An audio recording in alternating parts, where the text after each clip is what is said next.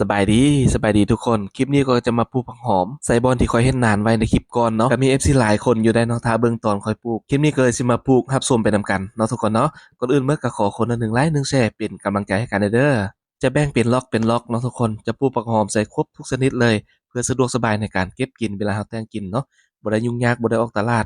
จะมีทั้งผักกาดกำแล้วก็ผักหอมบัวเนาะตอนที่ข้อยกำลังปลูกแม่นผักหอมบัวเด้อทุกคนหลังจากนั้นเราก็จะมาซับดินเนาะให้มันหมุนๆอีกครั้งหนึงเพราะว่าค่อยรดน้ำคู่มือก็เลยดินก็เลยแน่นวันนี้แม่นเฮาสิหว่านแกนผักป้อมเนาะทุกคนต้องได้ซับดินให้มันละเอียดหน่อยหนึงเนาะให้ดินฟูขึ้นหน่อยหนึงแล้วจึงหว่านแล้วจะเอาดินกลบหน้ามันอีกเทื่อหนึงเนาะคิดว่าเฮ็ดสวนน้อยตัวนี้แล้วเราสิไปเฮ็ดสวนมะเขือเติมทุกคนอยู่ทางหน้าเรือนเนาะเพราะว่าดินปะว่างเขาเจ้าปะไว้ละล่าเนาะบ่เฮ็ดหยังเราก็เลยสิไปปลูกมะเขือใส่ อันที่จริงก็ไปปลูกเสียเทื่อหนึงแล้วเนาะไผสิไปปลูกใส่ก็เฮ็ดคลิปในก่อนๆอยู่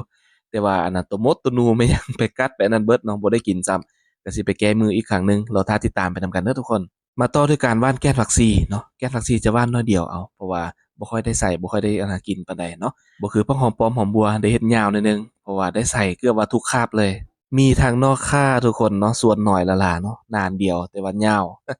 แบ่งให้มันได้ครบทุกหันเลยมีนอค่ามีทั้งกกมะเขียบแม่นหยังก็มีกกมะเขือเนาะกกมะเพชรก็มีต้นดอกไม้แดผักหอมแผ่วแดทุกคนพื้นที่น้อยใส่ซอยให้มันคุ้มค่าเนาะ หลังจากที่เราปลูกแล้วก็หว่านแกนผักได้แล้วเนาะสิมารดน้ำเพื่อความชุ่มชื้นเนาะคิดว่าบ่เกินอาทิตย์หนึ่งก็น่าจะเห็นผลงานแล้วเนาะทุกคนแกนผักป้อมนี่ค่อนข้างว่าอันน่ะนานออกอยู่แกนผักชีก็แฮงนานออก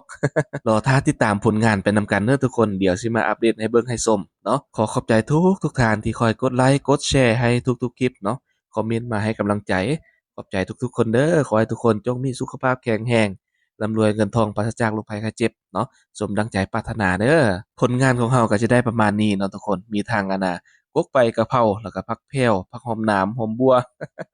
เนาะกกมะเขียบแม่นหยังก็มีเบิดทุกคนเนาะพื้นที่น้อยใส่ซอยอย่างคุ้มค่า มีกกมะเขือกกมะม่วงเนาะมีกกดอกไม้แดแกนผักป้อมแกนผักหอมซี่เพื่อเอาให้ครบเลยเนาะทุกคนจึงสะดวกสบายในการเก็บกินเก็บใส่เนาะพอได้รดน้ำเช้าแลงพอได้เบิ่งได้แยงเนาะทุกคนขอบอกขอบใจหลายเด้อที่ติดตามรับชมเนาะฝากเป็นกำลังใจเด้อ